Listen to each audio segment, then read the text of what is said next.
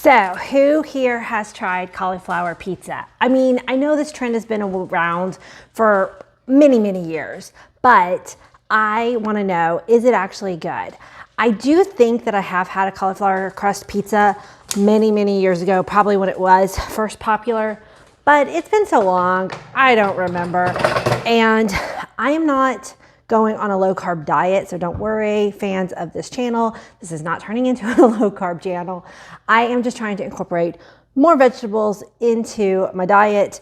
And so when the family wanted pizza tonight, I decided I'm gonna make some regular pizza, and then I wanted to make this cauliflower crust to give it a try. So welcome to DittDott. My name is Amanda, and today we're trying cauliflower crust. So I took a small head of cauliflower and I just processed it like crazy in my food processor. Nowadays, you can actually already buy it pre-riced in the frozen section and sometimes even in the fresh section of the produce section of your grocery store. So look for it in either one of those places. But this was not really a planned thing. This is kind of a spur of the moment. I'm like, hey, you know what? I've got this head of cauliflower. I really need to use it up. As you can see, I riced it. It's called ricing it pretty finely. And I'm going to put it in the microwave in this tea towel. And we're gonna microwave it for 5 minutes and we'll be right back. Okay, so I just pulled it out of the microwave. I loosely covered it up, and you can see it's steaming and it's full of moisture. So it's very, very hot, but I'm gonna see if I can do this because I, like usual, decided this kind of at the last minute, and so I don't really have a ton of time before dinner. So we're gonna make this work. I need some like big gloves. Oh, look at that. Look at that coming out. So I'm just using my silicone mittens here to try to get out as much of this water as I can. Makes more water than I even thought it would. Okay, here's what I'm gonna do. I'm gonna put this in my refrigerator for a few minutes and we'll be back to check on it. Okay, I stuck it down in the freezer. Normally, the recipes that you see say to use some mozzarella. I think that helps bind it. I want to save the mozzarella I have for the top of my pizzas. So I'm actually just using some Monterey Jack. It's a nice gooey cheese. So I think that will work pretty well as a substitute. I'm all about substitutions and making things work on this channel because one thing is like, you don't want to like not make dinner because you're out of one thing. Everybody say hi to Watson. He's on cleanup duty. He always wants to make sure if I drop anything. And then I'm adding Parmesan cheese and an egg.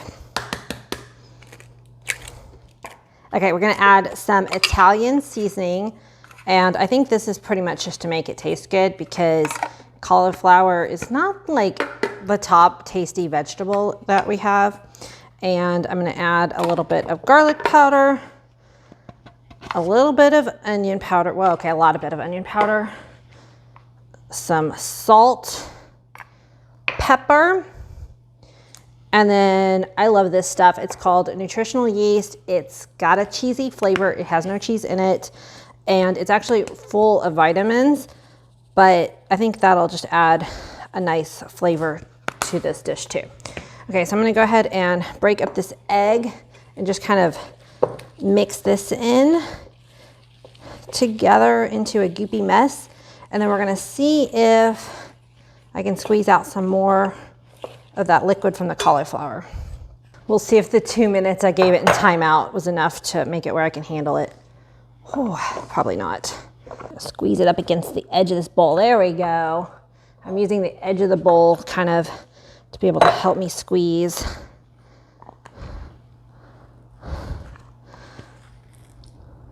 Wow, cauliflower holds a lot of water. And you're gonna wanna get out as much of this water as you can, otherwise you'll have a soggy crust. And of course you could be easy on yourself, plan this step ahead, microwave it, and let it cool down before you torture yourself. Okay, I think that's actually pretty good. So now we're going to take this and add it into our cheese mixture and we'll get it nice incorporated. I've also seen people add almond flour at this stage too. And I'm kind of debating it, but I think I've got enough here. I'm only trying to make enough for like a personal size pizza for me. So I don't really want too much. So it actually smells really good.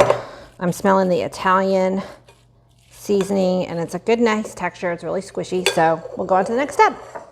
I'm gonna use my cast iron skillet to do this pizza tonight, but you can also just do it on a cookie sheet. And a lot of people put down a piece of parchment paper first.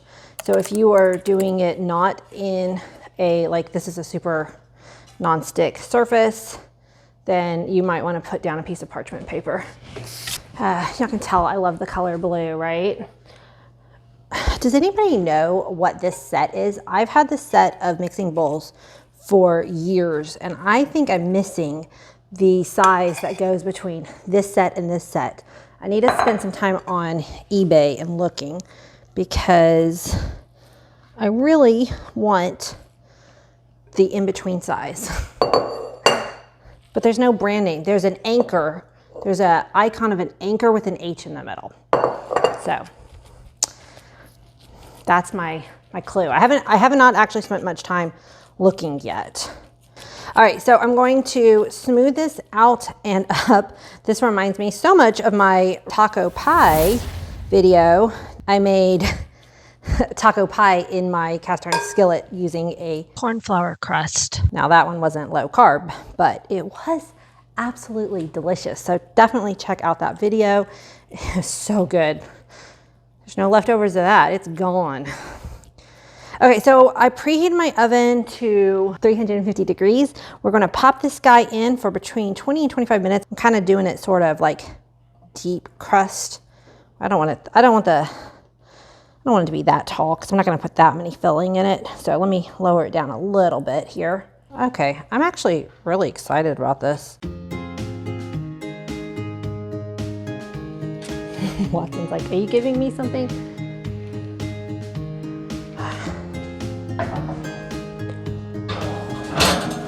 All right, we'll be back in 20. Okay, so it's been 15 minutes and it's starting to look good, but I want to give it that extra couple. And I want to preheat my oven to 425 because that's what temperature I want to cook my regular pizzas. So this one's for Maddie and Izzy. This one's for my husband. I always make extra pizza so that we can have it for lunch the next day.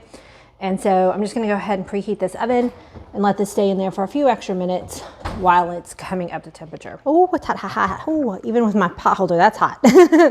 Okay, so out of the oven, one of my tricks is to make sure that when it comes out of the oven, I put a silicone handle on my cast iron so I don't forget and accidentally grab it. But let me do a close-up. Oh, that looks so good. Okay, so y'all know how to dress a pizza, so I'm just gonna do this as a quick montage.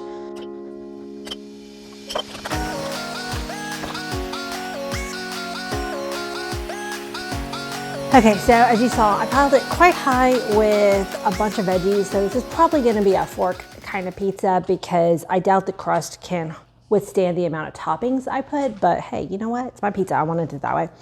So I put bell pepper, pepperoncinis, ham, pepperoni, olives, and onion, I think.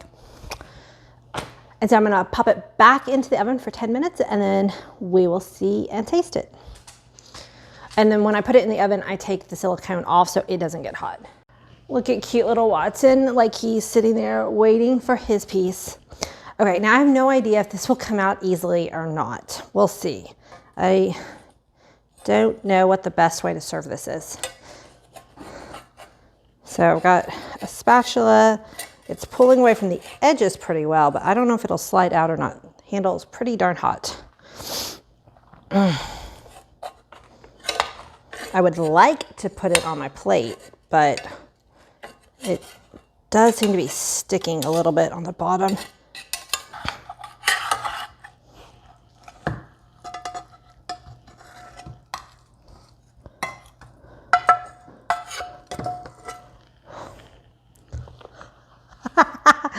Okay, I'm beginning to think the cast iron idea was not that great of a choice because it did tend to stick a little bit, and I think I overstuffed it.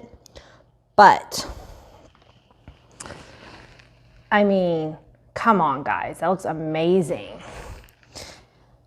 Let's give it a try. Like I said, I think this is going to be a fork and knife pizza. And, you know, presentation is important. But how it tastes is premium, right? All right, let's give this a taste because my family is smelling their pizza and they want to come eat. I like it.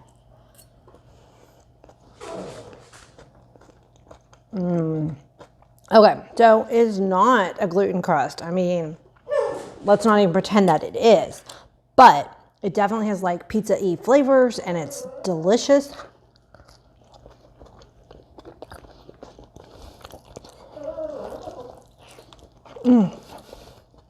The edge is crispy.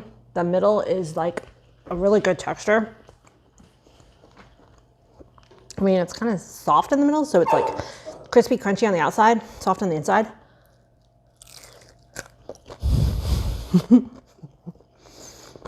I wonder if my mic is picking this up. Okay. I am very happy.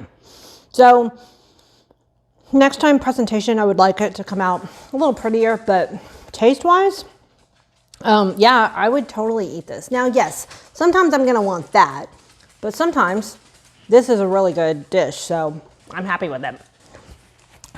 I hope you had fun with me on this video, and if you did, make sure you please hit the subscribe button before you go, and I'll see you on the next one, guys. Bye.